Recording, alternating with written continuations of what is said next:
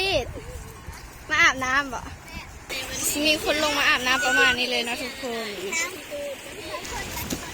อ้าวบ่มีผ้าสบายดีทุกคนมื้อนี้ก็พบกับน้องน้ำแล้วก็น้องละน้อยกระบอกวินคนโลมื้อนี้พวกเราสิไปสาย ไปฮดผ้าไปฮดผ้าอยู่วัดใดวัดวรรณทานวัดวรรณทานเมืองมหาชัยเขตขมวนเนาะใครสนใจว่าฮดเด้อจุกมากกับหม้อเด้อเดี๋ยวเราก็สิเก็บภาพบรรยากาศตอนไปฮดผ้ามาให้ทุกคนได้หับส้มเนาะแต่ก่อนที่จะหับส้มอย่าลืมกดไลค์กดแชร์กดซับสไครต์เพื่อเป็นกำลังใจให้พวกเราสร้างสรรค์ผลงานใหม่ๆออกมาขาซานเข้าไปหับส้มกันเลยนี่ตอนนี้เขาก็ถ่าสาวปีแล้วทุกคนยี่มาแล้วเอาปีถือหมูถ่ายภาพบรรยากาศขาไปได้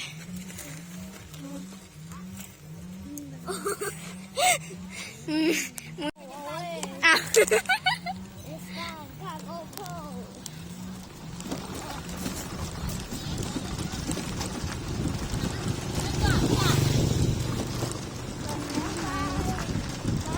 ตอนนี้พวกเรากำลังออกเดินทางนะทุกคนกำลังสิไปวัดวรรณทานเมืองมหาชัยแขวงคำอ่อนคนนั้นเนาะ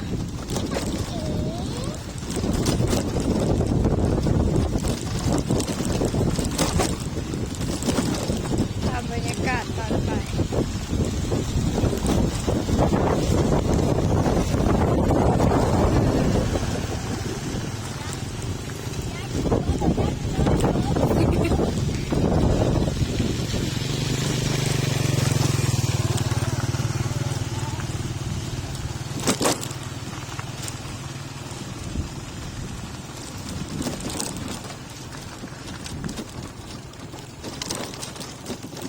ปล่อยปีไปถึง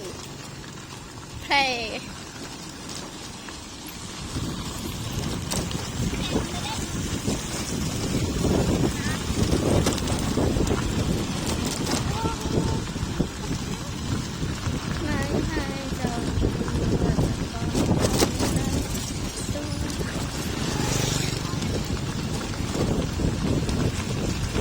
ตอนนี้เขากับ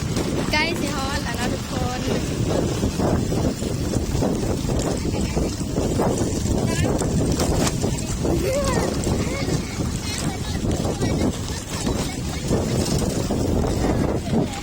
สปี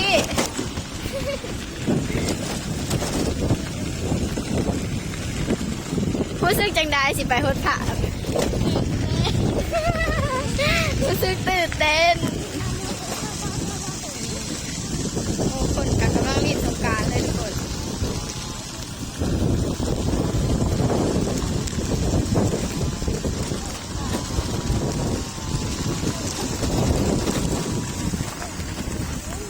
ตอนนี้เราก็มาฮอตวัดแล้วทุกคนอ่ะเลี้ยงวัวก็อยากเขาแล้วเอามาฮอตนะฮูหิวเฮ้ยทุกคนมาลุ้นกันว่าจิ๋วเห็นหรือเปล่าอ้าวบ่มีผ้าเชี่ยเขายังไม่เอาลงเลยบ่เห็นผ้านั่นแหละชั่วโพนหลังจากที่ว่าเราก็ไปฮอดวัดกับพวกว่าบ่เห็นผ้าเนาะทุกคนบ่เห็นผู้บ่าวเอาผ้าลงมาเลยเขาก็รู้สึกแบบเสียใจแล้วเนาะแต่กระโบเป็นยังเขาก็สีลงไปอาบน้ำแทนนะทุกคนแบตหลุดเบิดมันขึ้นมาได้แบบนี้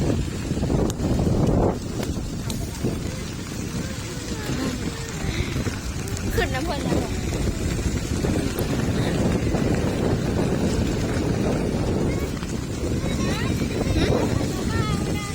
หลังจากที่โบได้ฮดผ้าข้าวสิไปใส่ต่อพี่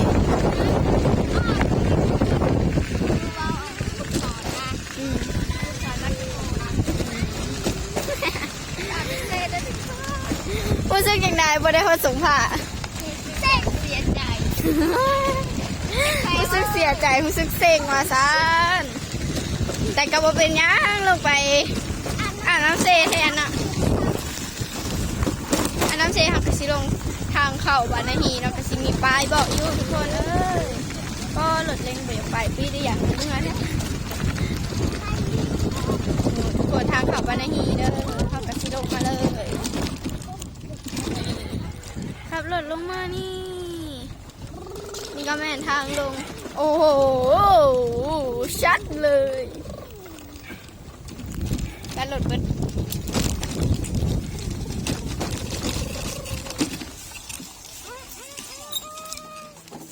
ลงครับ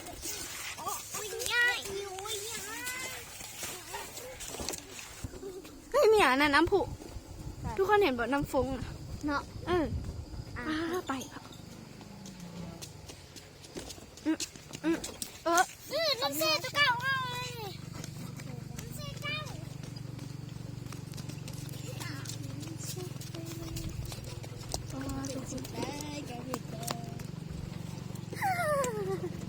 เอาชีวิตเราไปทดสอบอยู่วันไหนจักเลยไม่ต้องไปนะเสียบแล้วหลุดแล้วล่ะ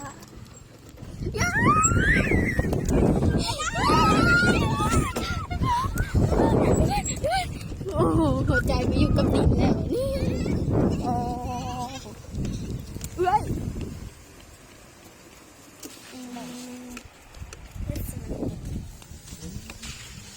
เอาเข้าไป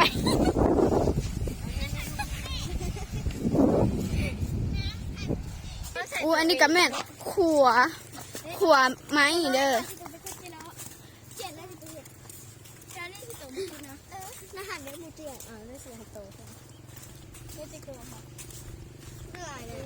อันนี้ก็แม่นหินเด้อทุกคนหินใกล้ขวนี่ก็คือหลาย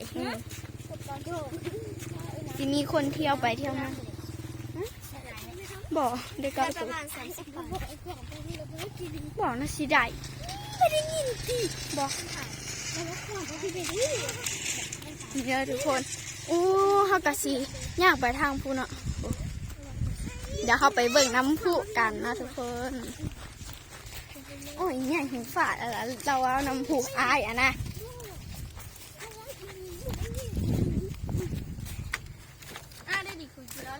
ไงนี่แสดงว่าตั้งใจฟังอายนะขนาดสนองอ้าวใส่ทุกคนหูบรรยากาศแบบวิวดีวิวงามยังผู้เป็นอายเลยทุกคนเห็นบ่โอ้สองคนนั้นก็ไปลินแล้วอ่างน้ำสกุชชี่อ่างสกุชชี่โอ้ทุกคนเฮ้ยเป็นห้องหัวใจได้เบิ่งดีๆ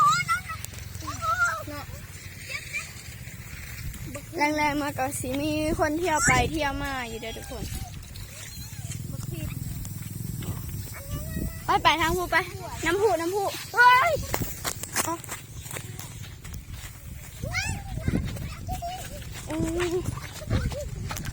เขาไปเบิ่งกันนะทุกคนเล่นเลยผู้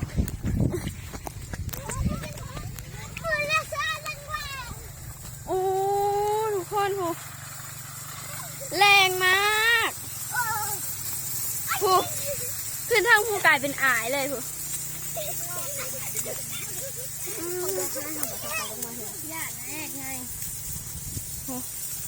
เดี๋ยวถ่ายใกล้ๆให้เบิ่งเลยเด้อทุกคน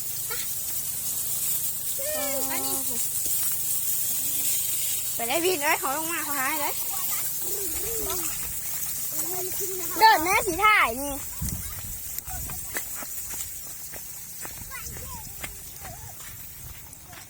โอ้ทุกคนพื้นที่บ้านนี่คือเปียกเลยสีถ่ายภาพบรรยากาศให้ทุกคนได้เบิ่งเนาะปีจำเนี่ยมัดผมก่อน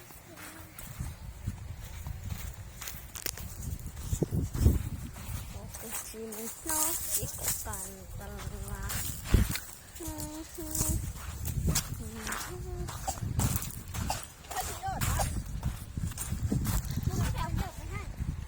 ที่เอาไปให้ดอก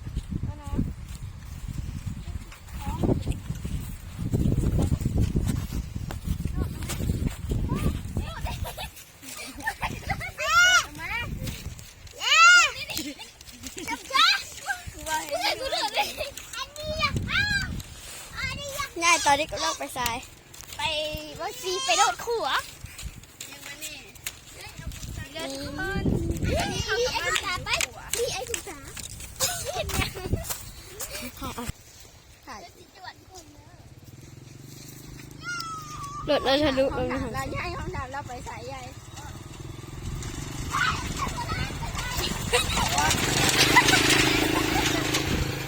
นี่สองคนนี่กะเป็นเสี่ยวเดียวกับตัวนี้เนาะนี่เขาทักหยอกเดียวกันเป็นเสี่ยวเดียวเลยไปล่าเสี่ยวตัวนี้ ตามแรกๆก็จะมีคนลงมาไปโดดขัว โอเคมาเอ้าจับกล้องถ่ายให้ได้ได้ตอนนี้ยายโดดอ่ะเฮียนถ่าย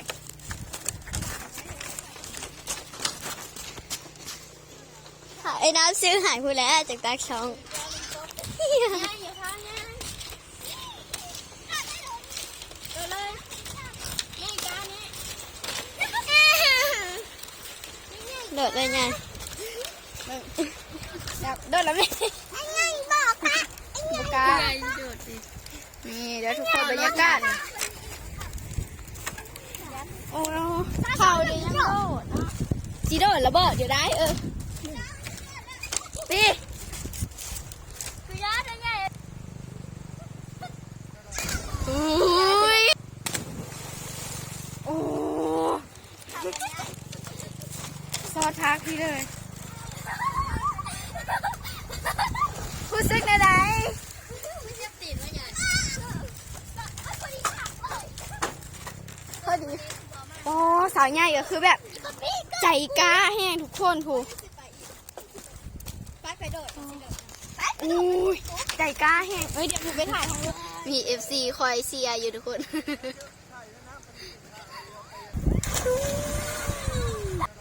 อุ้ย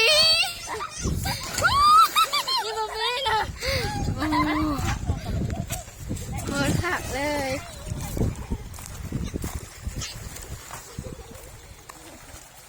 เป็นไงม่วนบ่ม่วนอยู่บ่สีดอดอีกบ่ใจกล้า พอละ ใจ ป้านี่ กล้า อาบน้ำแล้วก็มือเลยเบ้อ อ้าวโอเคอ๋อคือเก่งแท้ยืดใส่ก็ได้ก็ทุกคนมีแต่สาวๆเก่งๆทั้งนั้นเลยเดี๋ยวเราสิถ่ายภาพบรรยากาศต่อหยุดก่อนแค่เดียว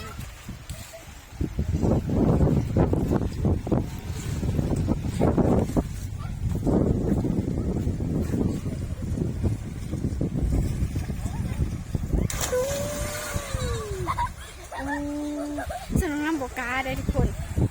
ชื่อว่าสองสาวนี่แม่มีความใจกล้าเนี่ย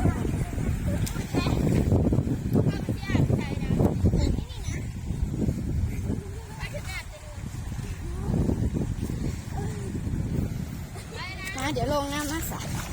อุ้ยอุ่นนะคนขับรถขับคั่วไปแบบนี้เลย แต่ว่ามื้อนี้บ่มีคนมาซื้อมันนะ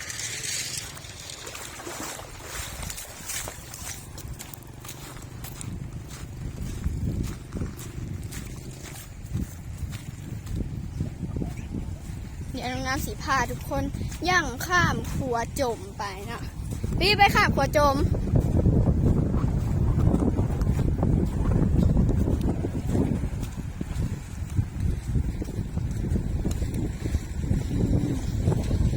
มีคนลงมาอาบน้ำเพราะ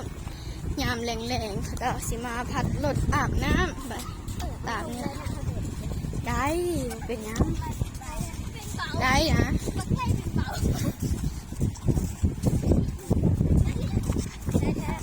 ไม่อย่างนี้เจอเอลิททุกคนมาอาบน้ำบ่เอลิทมาอาบน้ำบ่กับเอลิทแล้วทุกคน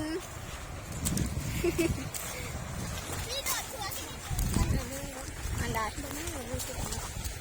บุเป็นยัง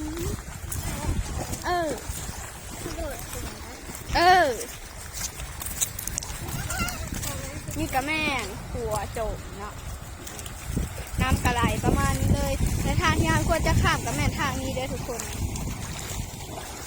อุ่นบรรยากาศยามแรงก็สิประมาณนี้เลย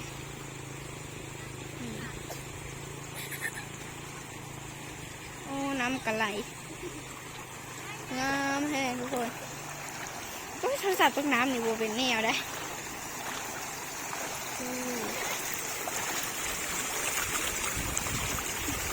โอ้สาวใหญ่แม่นอันดับหนึ่งเลยทุกคนความอยากเห็นเพื่อนสาวแล้วน้อยแล้วน้อยไม่ยังอยู่ทั้งหลังตัวบัฟเฟโลนะทุกคนกำลังมุ่งหน้ามาทางเฮาเดี๋ยว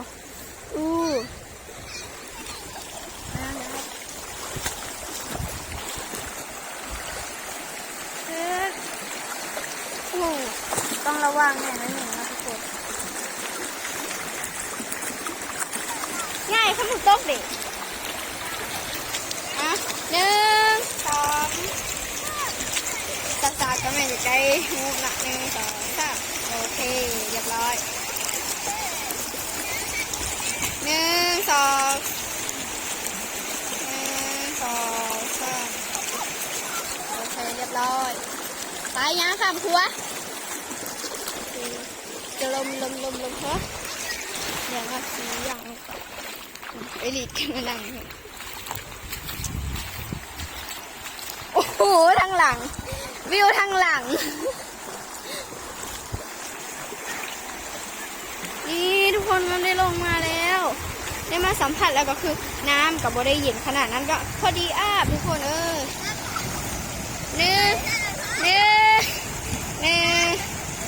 โอ้โหวิวทางหลังทุกคนสวยกลับไร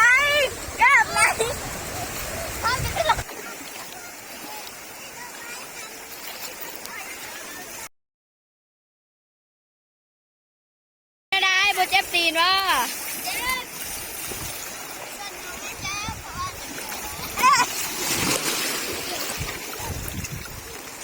โอ้เลิกได้ทุกคนวินเลิกได้มารถคะแนนซื้อเชื่อนะจ๊ะขอกลิซีสายเดียวขับตัวโตนี่ทุกคนโอ้รู้สึกจังไหน